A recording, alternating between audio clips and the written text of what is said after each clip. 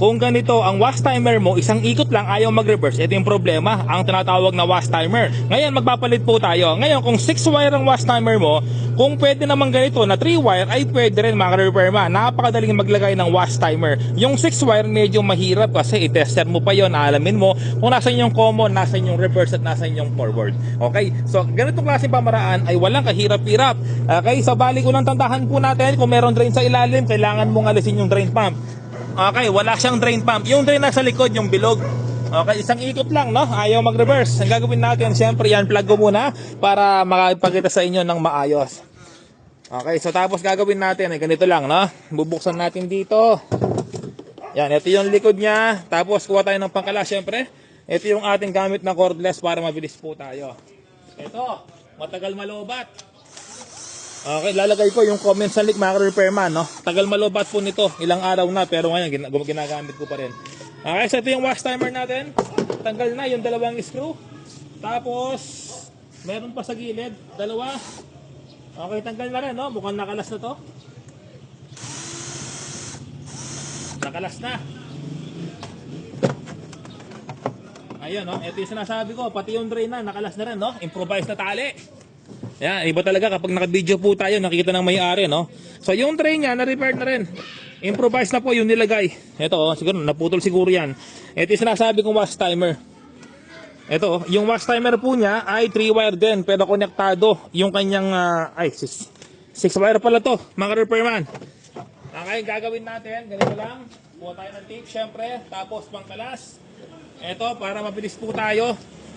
Okay, kita nyo na maayos. Gusto ko kitang-kita, no? Dali, baba ko ng konti. Para gusto ko talaga kitang-kita yung aking mga ginagawa. Ayun, okay, kitang-kita na, no? Okay, putulin ko na. Ito, yung 3 wire. Yung naiba yung kulay, ito yung common. Yung dalawang yellow, ito yung forward tsaka reverse. Paano nga ba?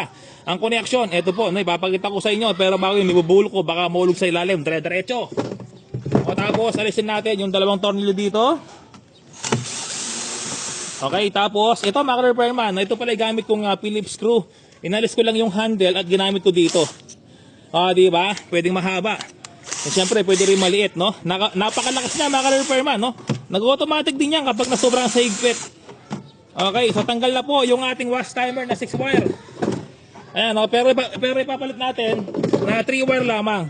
Okay, hindi ko na isasama. Ito yung kanyang drain. Ito po yung sinasabi kong 6 wire. Medyo mahirap pong ilagay, no? Ayan, so ngayon lalagay po natin ito, yung ating 3 wire. Paano nga ba? Syempre, sasalpak mo muna yan.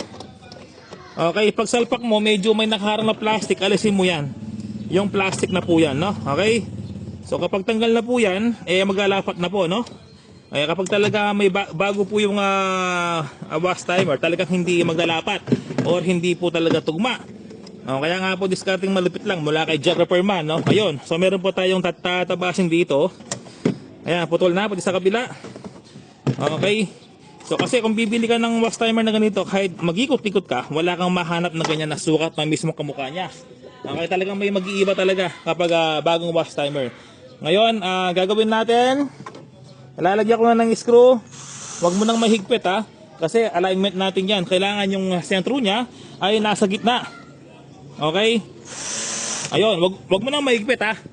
Tapos, eto, kapag diretso na po yan, ayan, no, diretso na siya, ay ito mo na siya higpitin. Yan po yung tatawag na alignment talaga, no? Tapos, balatan natin yung 3 wire.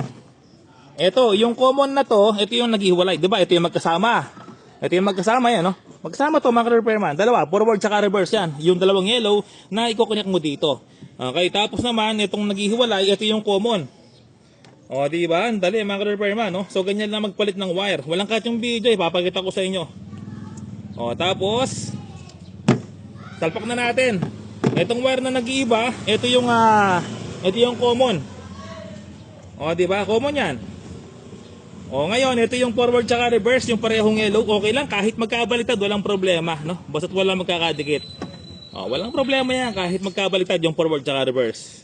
Okay, wala mo ng tape para masubukan natin na mabilisan. Ngayon, pihit ko na. Yan, nakapihit na, no? Make sure, hindi po magkakadikit yan. Okay, ngayon, subukan na natin. Alasin ko muna yung mga gamit dito. Wala ka yung video. Pagod. Ayan, tapos plug ko na sa outlet. Okay, plug ko na. Yan, oh. Oh, counterclockwise yan, ha. Oh, ayan, babalik po yan clockwise. Ayun!